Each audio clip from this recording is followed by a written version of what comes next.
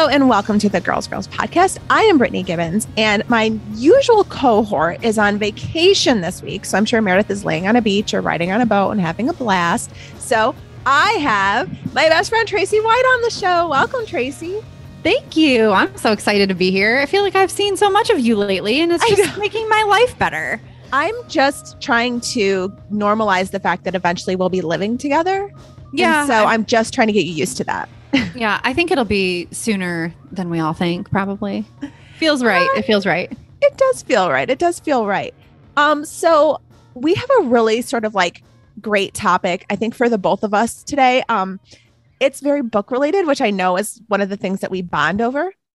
And I found a great list of things that bibliophiles hate about books, like the most annoying book tropes ever, like the things that you constantly read and you're like, this is just the stupidest thing, the stupidest cliche they always put in books. And I hate it. So we're going to go through those today, which I'm really excited about. So excited about this. But first, I want to talk to you about this really funny thing that happened to me. So I sort of had been like taking a little bit of a break with Instagram. I hadn't been on it as much as I normally am. And I used to be a lot because it's like my favorite of all social networks. And I decided to slowly get back into it. And I decided I'm always playing. Meredith is always a big proponent of like playing with social media stuff to make sure you understand how they work. And so I'm getting ready to run a fundraising event for one of my friends that has cancer. And so I wanted to practice on my account running ads. So I ran an ad on my latest Instagram post. And if you can go to Brittany herself and see it, it's me on a boat. And I'm in a bathing suit with a captain's hat and I was laughing. So that's the picture. And like, I think most women look at the picture like, oh, cute bathing suit, or, oh, she's laughing and it's joyful and wonderful. So I run an ad on this and all of a sudden I start getting all of these followers, like tons of them. And I noticed that 99.9 of these followers are men. And I'm like, I let Instagram pick the audience on this ad. I did almost nothing at all. I wanted it to be easy peasy, just ran basically a base model ad on this thing. And so I start getting all of these followers that are dudes. And I'm like, okay. And that's when the messages start rolling in and the comments start rolling in. And all of them are about my feet. And it turns out that apparently Instagram has targeted the foot fetish community because I'm not kidding. I have over 20 unread messages right now in my Instagram DMs about my toes. And that is weird to me because I'm not a foot person. Like, I don't really like feet. I think they're weird on everybody. So yeah, I'm like swimming in foot fetish guys right now. That's odd. I'm not kink shaming, but no, that seems like an odd. Should I put my Amazon wish list up? They are, but like very, very not the central plot of the picture. Like at all. Like, I mean, I actually had to look at it and like, where are you seeing my feet? Oh, I guess I am barefoot because I'm on a boat in a bathing suit. But like, it's not even like the main event of the picture is where I am with this. Like, you had to kind of like, adjust your eyes to find the feet in the picture. And then they're commenting on a lot of my old posts that feature feet. And again, I shouldn't say feature. None of my posts feature feet. Like sometimes feet are in them. And it is the weirdest fucking thing, but I'm wondering if I should put my Amazon wish list up, which I know is what a lot of feet girls do, so they can just start sending me gifts for fulfilling their foot fantasies. I mean, yeah, or like throw your Venmo up there. Maybe I should. Yeah, it's like, while I have you, right? Swipe up to tip me for this photo of my face that also might include a toe. Right. I think I'm going to share my gel pedicure post on my Instagram and see how that goes. Maybe I'll let's capitalize on this. I know. Who knew? I've heard of girls doing this and I was like, girl, you are amazing. Keep doing it. And I was like, yeah, but I just don't really like feet enough to like take pictures. But now that I've dipped a toe into this, kind of like loving it. I think it's hilarious. This is amazing. So yeah, more foot pictures for me. It's going to be all foot content. Sorry, going forward. I support it. I also think that you should send this information to whoever that lady was that said you had weird thumbs and be like, yes, stuck my toe. Teenage boss told me my thumbs are weird. And they're super normal human thumbs, guys. I have no standout features on my thumbs. I've seen them in person. They're totally, completely normal thumbs. Yeah. They are non-eventful thumbs. Like you wouldn't even look twice at these thumbs. I've known people with cool thumbs and I ain't it. So yeah, I don't know. So anyways, that's taken up a large part of my week. As we're adjusting post-retreat, I'm just, getting back into life as a foot fetish model is where I am with this. So I'm having new business cards printed is where I am. Perfect. Anything exciting with you? How's your so if you guys don't know, which you should, Tracy White runs the Glow Girl podcast and she is an amazing astrologer. She's with Shine Bright Astrology. Are you taking clients right now? Are you still just booked to the gills? My books are temporarily closed because of I was moving houses and getting life actual houses, not astrology houses. Yeah, actual houses. My life was getting put back together. I was going through a fourth house transit, moving my houses. So, just astrology joke. There's one person out there listening to this who might get that. It's like, ha. Yeah, that was pretty bad. Yeah. So I've been doing that. Things are slowing down. Things are getting back to sort of normal. Our other house is under contract and we're fully into the new house and the retreat is done. And I'm trying to focus on maybe putting some things on the walls this week.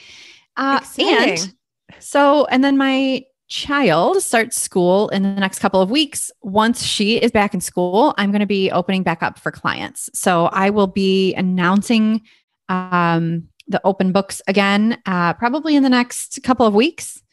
Where can they find that info, by the way? Where's the best place? You can find Shine Bright Astrology on Facebook, Instagram, and then also just shinebrightastrology.com. Perfect. And all the booking is available there. So yeah, I cannot recommend this enough. Tracy does an amazing job at explaining your life to you and realizing that you're not broken and you make sense actually just the way you are. So it turns out that the universe just had big plans for you and you just don't know them yet. So see Tracy and she will tell you about those plans and you will feel a little bit less stressed, I think, about all of it. Cause you're just going to sit there going, yeah, no, this checks out. Like, which is what I say the entire time Tracy gives me any manner of reading. Cause it's perfect. All right. So let's get into this book stuff. We're going to be talking about things that readers, as big readers of books, which we are, hate reading in books. And we're going to be going down this list. And the first one is something that I not only see it in books, but I see it in a lot of movies too. And I hate it. And that's when the main characters are a set of twins. And there's always like a good one and like an evil one. So Tracy, you married into a family of twins. Yes, a whole bunch of them. I'm married to a twin. My husband's twin brother has twins and their sister has twins. So yeah, there's a whole bunch of them. And have you encountered the good and evil twin trope playing out in your real life? Absolutely. Yes, it definitely. Oh, really? There's 100% a good twin and a bad twin. Yeah. Really? I'm married to the good twin. So that's obviously. It is always really weird to me how extreme books paint the difference in twins. Like, I've never met one that was like wholly good or wholly evil. I've just never encountered that manner of twin yet. I'm anxious to. I hope that I do someday because that sounds very interesting. But as of right now, I've never met like a seriously evil twin. Yeah, I mean, as an astrologer, I find it difficult to have a good twin, evil twin situation that's not due to some sort of trauma that they suffered in their youth because their birth charts are pretty much the same. So. That's right. Oh my gosh. All of these tropes are going to be going under an astrology magnifying glass this time. Yeah. Well, just that one specifically, but yeah, it doesn't stand the test of time. Authors, change it up. No. Yeah. Find something better. Okay. What about when the bad guy like never gives up? Even before he's like seriously probably going to die, there's like no shadow of hesitation that he's just going to keep on fighting. And you see this a lot, like, for example, in the Harry Potter books with like Voldemort, it's like, dude, you got to know this isn't going to work out for you. There's like 100 kids here with wands. Yes. I see this in books and then also in like long running TV series where it's like that guy died 3 seasons ago and now he's back. But how? It's like soap opera-esque. Like, no, there's no rule. no one can ever really die. So it's just chaos. I guess I've just never been that dedicated to anything, like as they are about this one bad task. Like I've never had that level of follow through. Like I'm like, you know what? This is just getting more complicated and involved than I really expected to have going into this. So I'm going to go ahead and just refocus, take a minute and kind of just realign my values and see where else I can maybe do bad things in an easier capacity, maybe. Right. Like outsource some of that stuff. I mean, Right. you got to be tired. Like, do you ever go on vacation? I mean, your mental health has to suffer when you just pursue a small child for years and years and years and then come back from the dead and do it. And it just seems like that's a lot. That's a lot. I know. I guess I've just never been that dedicated to a cause before, which maybe is a fault in me. I don't know. Maybe I need to look at my own birth chart on that one. Even villains need to have boundaries, I think. I know. Just take some you time. Just, Yes. The next one is when the main character is a plain Jane and dogs herself the entire book until some snarky blonde boy says that she's beautiful or not like other girls or like so unique. Yes. Oh my gosh. These are all the books that I read as a teenager and into my early 20s. I was like, well, someday a boy will come along and tell me that I'm not just plain. And right. I think what's funny is we were very similar going up with we were the horse girls with glasses and awful hair and all of that stuff. And it's funny to me that like when I would read a book, like those were all my books too. When I would read those books or heck, even in the movies in the 90s, like She's All That and stuff and like 10 Things I Hate About You, I was weirdly putting myself in the shoes of the Rachel Lee Cook of that situation. Like, oh, that's me. Honey, I was no Rachel Lee Cook. Like even as some dorky painter, she was fantastically gorgeous. Mm-hmm. That was not me. There was going to be no, Freddie Prinze Jr. telling me I was just an undiscovered beauty. Yes, same. None of that was happening in my life. Very small town. Everyone knew. And even if even if you came back one summer and you suddenly didn't have classes anymore and you straightened your hair and things were doing a little bit better, you grew some boobs. I mean, you still went to school with the same 30 kids your entire life. They remember that bad perm and the giant Coke bottle glasses. Like it's just not, it doesn't leave the memory. Oh yeah. The redemption arc never happens in high school. No. It happens at the reunion. Like that's when you get your redemption arc. It's not going to happen in high school. Yes. And I enjoy that trope. I do. Yes. I do enjoy that trope. Yes. The flip of this trope that I see sometimes that annoys me even more is the very beautiful girl who tries to make herself look ugly, air quotes, to avoid being married off to some guy she doesn't want to be married off to because she just wants to have her own freedom and make her own choices in life. It's the pretty girls have it hard too. Yes, it really is. And I do struggle with it quite a bit, especially in YA fiction, because I'm like, dude, I hear you, but I'm telling you, it's not the same. Right. Unrealistic standards here. Unrealistic indeed. The next one, I feel it was a little bit of a personal attack, but it's when the billionaire main character who lives in a modern and minimalist decorated home, who's also afraid of commitment, somehow falls head over heels for the other main character, which I assume they're referring heavily to the 50 Shades series. Mm-hmm. Because here you have this guy who's, categorically awful to women and never is going to settle down, and then suddenly meets some girl that resembles his mom, and that's it for him. I mean, well, yeah. And if we're talking about 50 Shades, which I think is probably going to come up more than once in this list, 50 Shades, if you don't know, 50 Shades is Twilight fanfic.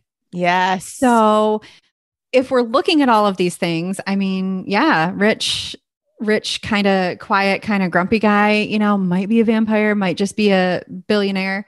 And then just falling in love with the main character who just doesn't, she thinks she's mousy. Whole eternity, he was waiting for this girl in a hoodie. Like that's where we are. Like he's been alive 300 years. She just smells different, Brittany. It's chemistry.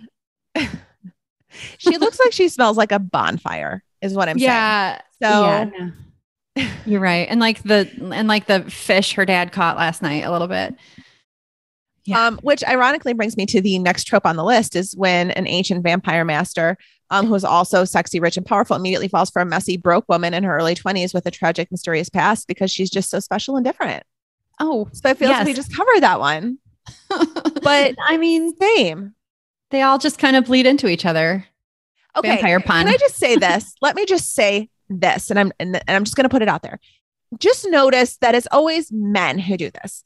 Even in vampire life, they don't want some equally powerful fucking woman coming in. Instead, they want to, marry somebody who's like just a normal human. So what? They don't challenge his authority. And he's always like the king vampire of the house, but he can't marry like the vampire queen who's a badass because like she threatens his like vampire masculinity is all I'm just saying with this. Like it's always like the weird 20-year-old in the hoodie is what I'm saying. I would really like to see that trope attempt to be flipped because I think that book would be about 8 pages long. Because if a rich and powerful ancient woman was just wandering down the streets of Seattle and suddenly smelled some delicious young man in his, early 20s and followed him, I'm pretty sure she would be immediately turned off by this whole frat boy thing that was happening here. Right. And just say, wow, eternity's not worth this. Find me some garlic. I'm done with this life. Let me off this planet. Yeah. And like her vampire girlfriends would be like, why are you slumming with a guy who smells like Axe body spray?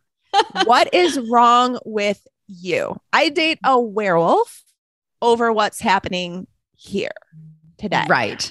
Is where I would be with that. So honestly, I think there's just too many systems in place to protect vampire women from like these like bros. I agree. Thank God. Agree. Yes. Thank God.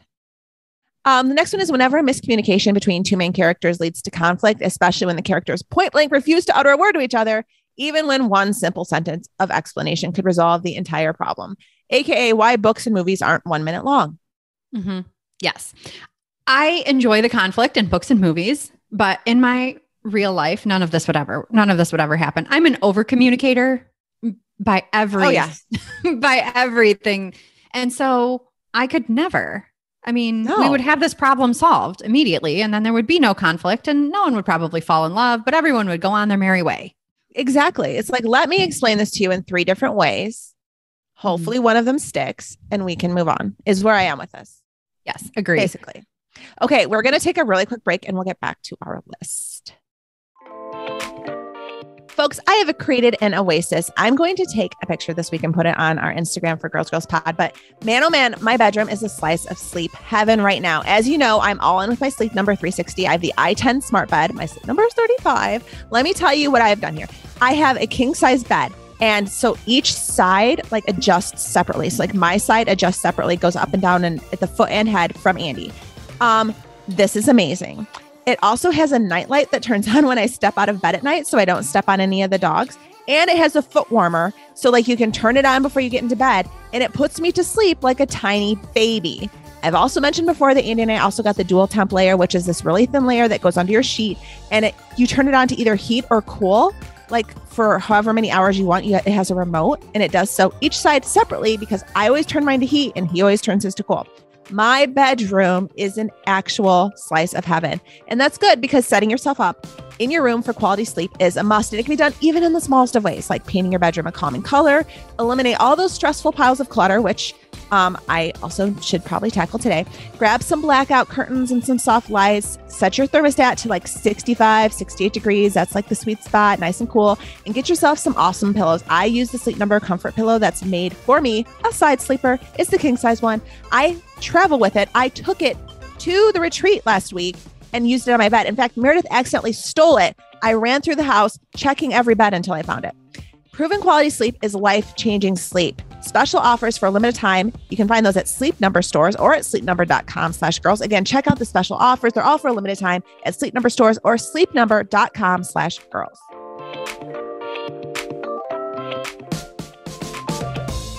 It's time to get back to the beach with America's favorite vacation company, Apple Vacations. Book your summer getaway with confidence. Enjoy one-stop shop filled with exceptional values, personalized service, and so much more. With popular destinations like Mexico, the Caribbean, Central America, Hawaii, and the continental U.S., there is a sun-splashed option for everyone.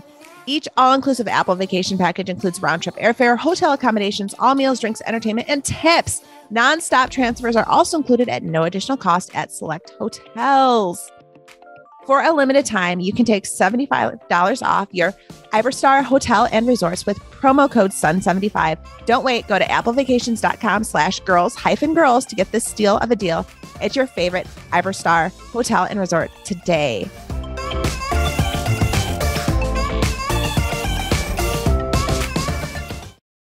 Back to the important stuff. All right, next up is back to our list of irritating book tropes. When a character breaks up with another character in order to protect them. Oh my God. This is back to the communication thing again. Right. Like, can we just talk about this?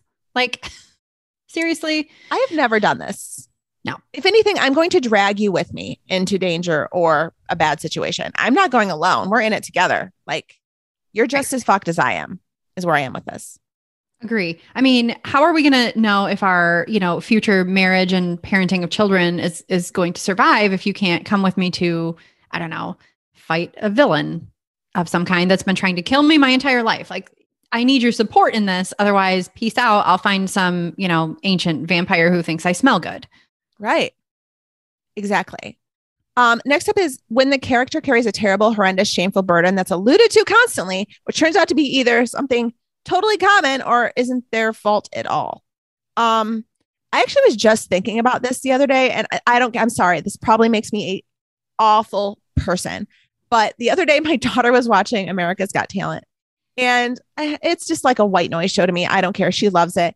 And I always hate when they drag out people who have a story that is, and they're sobbing, and it's, sure, a trial of some sort, but it's either happened over 2 decades ago or is really just nothing to get that emotional about. Like, a lot of people go through some of this stuff.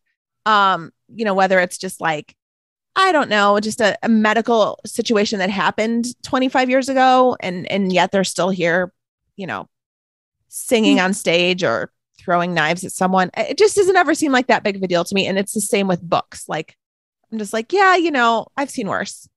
I'm starting to wonder if books would even exist anymore in this capacity if therapy was more common for these characters.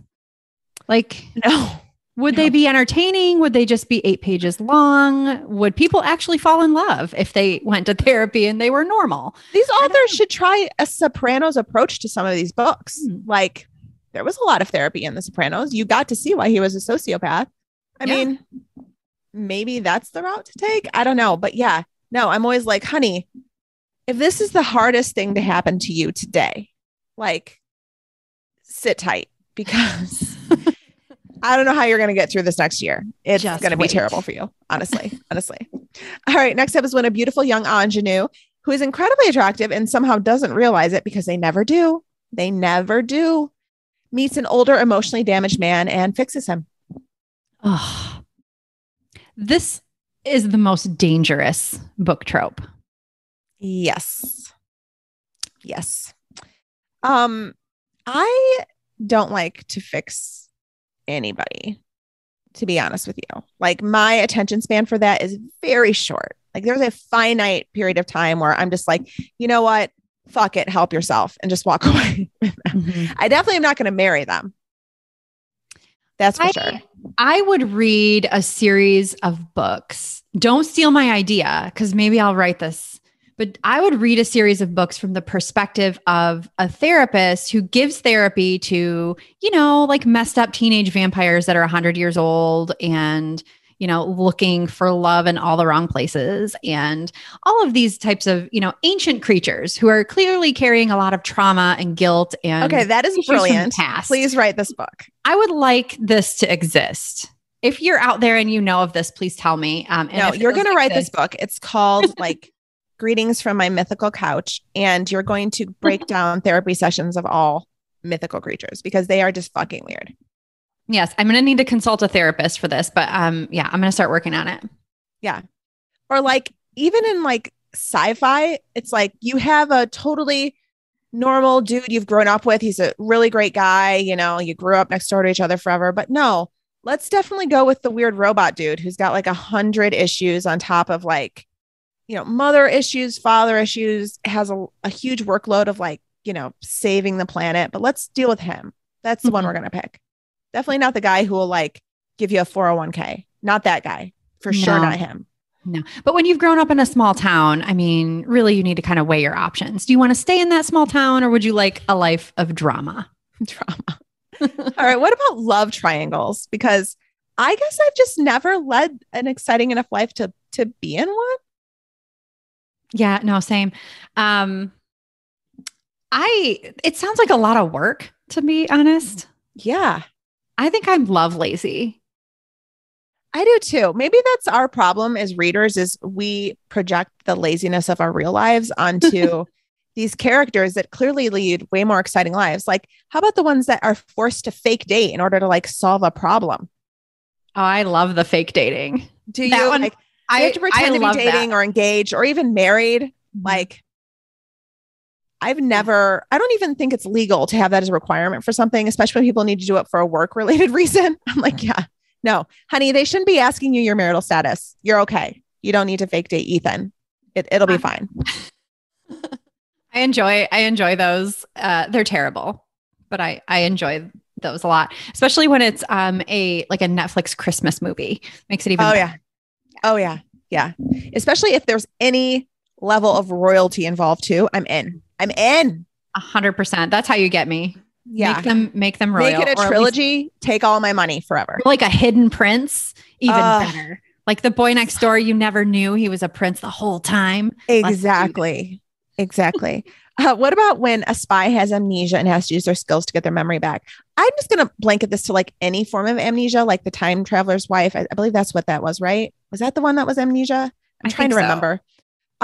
I guess I've just never met anybody with this level of amnesia before. So much like quicksand, I assume to be a much larger problem as an adult, and it's just not. I feel like that's where we are with amnesia. Yeah. I mean, I also have never met anybody with amnesia, like drunken blackouts. Right. I find that to be irritating more than anything. So I guess I maybe don't have as much, sympathy for the amnesia situation as maybe I should. I know. Like I remember watching Memento, and is that where he had to like place together pieces of his day like backwards or something? Oh yeah. And I was just like, you know what? Just tell people you drank too much and like follow your credit card receipts. That's what we do. The only time this has worked for me is 50 First Dates. Okay. That was adorable. It was adorable. And I want to be very clear. We're not like negating that people have amnesia. It's just in the books, like the occurrence of this is so just like common. And I'm always like, what are you guys doing? It's too much. They're doing too much. I know, exactly.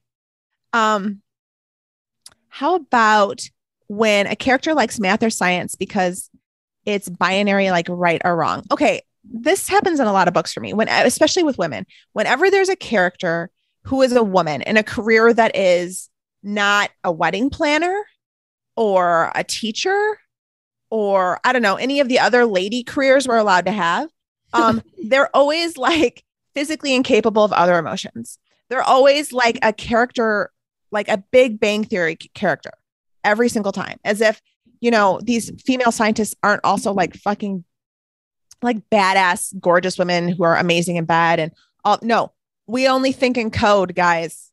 Like that's all we know. It's that one I think is dangerous too, because from a feminist perspective, I do feel like that is sort of making the whole thing where she's more of a guy's girl.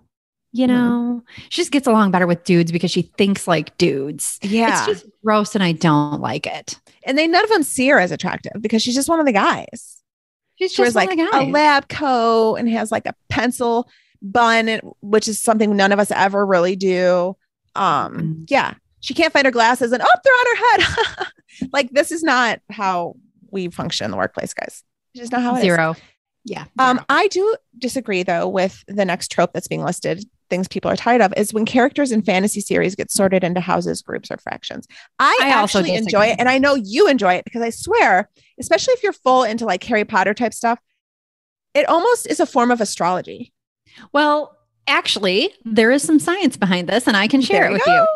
So Carl Jung, who was a very famous, he was a psychologist. He was a philosopher. Carl Jung created this theory of the different parts of us, and it's usually a set of 4 or 5 different kind of pieces of us. You can look at them like, water, air, fire, earth. You can look at that like astrology. This is how everything that you've taken is for in a form of like business astrology, like the Myers-Briggs or like the DISC assessment. Any of these things are all based on Carl Jung, who was, might I add, very into astrology. So all of his stuff was based on ancient astrology, and modern astrology is all based on his sort of layout of these different types of personalities. And so a lot of these books pull from all of that stuff. I just think it's like so incredibly interesting. Especially as everybody's taking BuzzFeed quizzes to be sorted into houses or any of these things. And I'm always like, this always just reads like my sign, you guys. I know exactly where I'm supposed to be. All right. What about, and this one I hate. So trigger warning already. It's when a character, usually female, has to endure sexual trauma for personal growth or plot development. Why are we doing this? And this is huge in the Outlander books, guys. Huge in the Outlander books.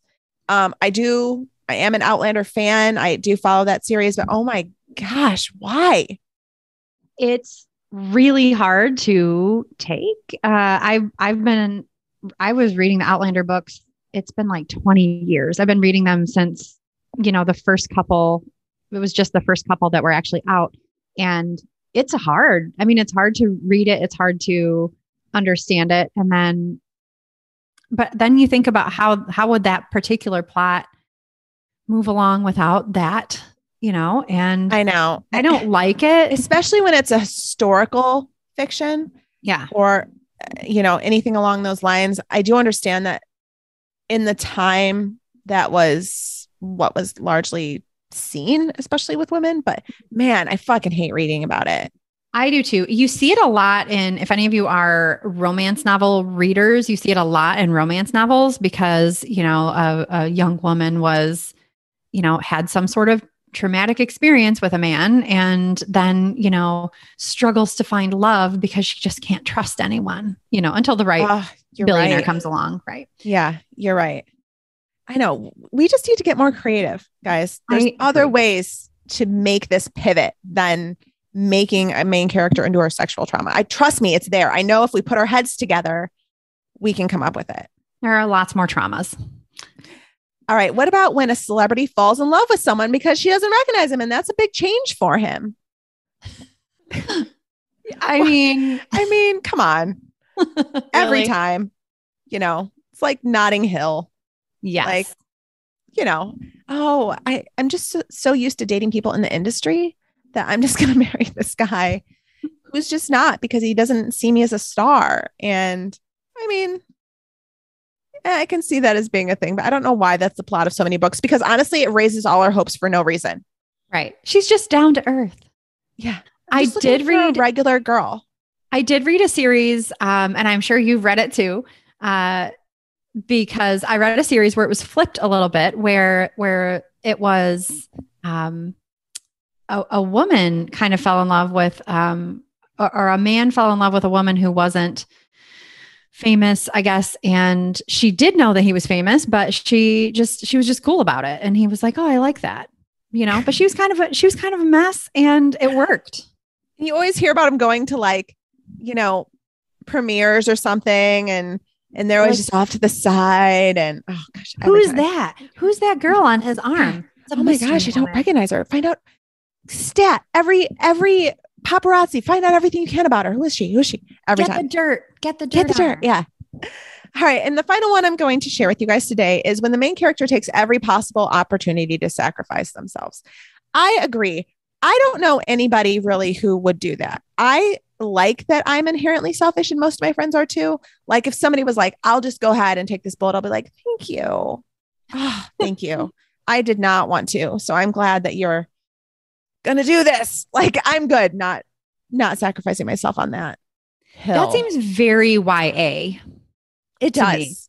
It does. Because like, who's going to really do that except a teenager? Because once you've passed your 20s, you're tired and you're like, yeah, go ahead. That's fine. I think that's why so many like post-apocalyptic books are set in a more YA scene, because adults are like, fuck no. Right. I'm not like killing myself for nobody. I am not like going out there where the zombies are. I am cool right where I am. Thank you very much. Like, right. It's or the like, kids that are like hopeful. We're just already beat down. We're done. Exactly. Like, I'm not living in this zombie apocalypse world. That seems like a lot of energy, a lot of work. I'm tired. So like, I think that I'm just going to peace out and like, just go walk into the zombie field now. Cause I just don't want to invest in what's going to be all of that for the future. Yeah. Or like, I would live in a barrack. Like people are like, oh, but they'll never get to see the sun again. And I'm like, that's fine, because out there people are being eaten. So I feel like I can sacrifice, watching a sunset just to like be down here, like blast from the past type, like living in a bomb shelter. I would just go ahead and do it and not really miss like seeing a shooting star. I'd be okay with it. I completely agree. I mean, we lived through 2020. Like our vitamin D levels are already tanked. It's fine. We're not wistful anymore. We're just like, this is fine. Just practical now. Is there a Wi-Fi down here? I'm fine. Just let me just stay here. Exactly. I'll do fine. So the one thing I noticed wasn't on this list was probably my favorite one. Ooh, do tell. The enemies to lovers. Okay. What is with that? Maybe it's because I hold a grudge until the day I die. I mean, that makes some sense. Yes. I'm not that way. But I love the enemies to lovers. I probably wouldn't do it in my real life, know, but I always just find it so far-fetched, because I'm like, if you like do me wrong, I will hate you forever. And I'm definitely not sleeping with you. And that actually reminds me of another one that wasn't listed. That's right along those lines, is like, especially in romance books, when like people aren't getting along and in fact they're arguing and all of a sudden their body gets excited about it. Like, I don't know, something always quickens or like something. And I'm always like, no, that's my fist. My fist is balling up. That's what's happening. But my nipples aren't getting harder. And I'm definitely not wet during this argument. I'm going to hit you is where I am with this. I don't understand that whole trope. Like, what's your past trauma that you are excited by being angry with this person who's not respecting you? Maybe we should talk about your relationship with your dad real fast. Like, seriously, unhealthy. The other one too that reminds me, I really love, that's terrible, and I know it is, accidental roommates. I love that in a romance novel. They're accidental roommates. Like they just got accidentally put together, or they have to share a hotel for a week at a conference, but there's only one bed. It's terrible. I know that is so unrealistic, but I do also like it. Yes. But I've never been in a situation where I've had an accidental roommate. No, never. I mean, I think I had an accidental roommate at the retreat, but I mean, it was just our friend Rachel, and there wasn't anything, nothing went on. I mean, we're both 40. We're tired. There's no, I know. Exactly that. You can give me an accidental roommate, but if they are in their 20s, I will kill you. Like, do not give me anybody under 30. I'm just telling you right now, because there will be an accidental murder. Is what will happen. That will be the next storyline. All right, guys, if we did not list a trope that just drives you nuts in books, we would love to hear it. So leave it as a comment when we post our show up on Facebook. This has been a production of Girls Media. Tracy, thanks so much for joining me today. Of course. Again, you need to check out Glow Girl Podcast, which Tracy hosts, and Shine Bright Astrology. Her books will be open soon, so follow that page on Facebook so you can keep up to date on that. She's the best astrologer in the whole entire world. Highly recommend. 10 out of 10. All right. Our music today is by Breakmaster Cylinder. You can find us online at girlsghostmedia.com. And oh my gosh, Tracy, do you want to do the honors? Ooh, yes. Goodbye, bitches. Yay.